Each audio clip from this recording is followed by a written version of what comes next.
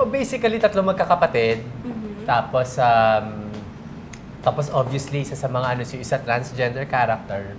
Tapos, basta isang araw, mayroon na lang biglang sumulpot na bata doon sa harapan ng bahay nila at itinuturo isa sa kanila yung ama.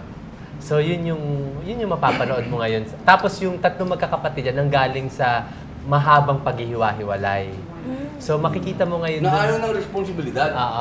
So, parang in the process, dun sa series, mapapanood mo paano sila mag-reconnect ulit. Okay. Tapos kung paano sila magiging ama dun sa bata. Tapos yung connection nila dun sa nanay nila may Alzheimer. So, para talaga siyang sinabi ko na ito nung natin, yung parang ito yung take natin sa Modern Family. Modern Family talaga. Yeah. Hindi, I mean, di ba sa Amerika may Modern Family, iba ang take nila doon. Ito yung take ng, I think, Filipino. Pinoy Kasi version. values ng Pinoy. Yan. Tapos kung paano nag-aasip, kaya very progressive yung Tsaka konsepto. pinaturn talaga yung originally nga si Tita Celia, si Mama talaga yun. Talagang Ang saya sana siguro. Nung, Oo, talaga. nung kinukuha nila ako, kasi hindi naman ako original dito kanilang konsepto to.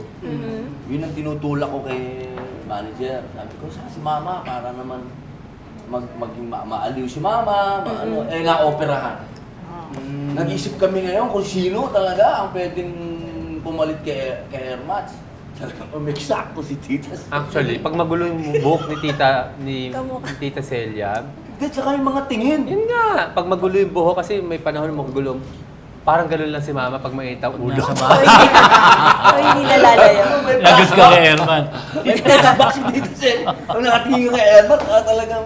Oo, ang laki nung similar. Resemblance. Kaya maganda yung nagiging rapport. I think isa Natural. sa mga panonoorin dito sa sitcom is yung innate rapport namin magkakapatid na mahirap mahanap. Oo, tsaka yung first and second episode, halos realidad yun. Kung paano yung nag-evolve kami na tanggapin siya. Na yung sa pamilya namin. Na Oo. ang daming tanong, ang daming Yung kung mga- paano, di ba? Oo. Saka yung inis. Kasi merong mga eksena doon, kunyari mag-uumpugan ko, lagi nila ako hini-headbutt. Doon nilalabas yung inis nila. Oo, Hindi physical. natira, nakaganti nga siya kay Binoy. Oo. Dahil nung siniko niya, tumama talaga eh.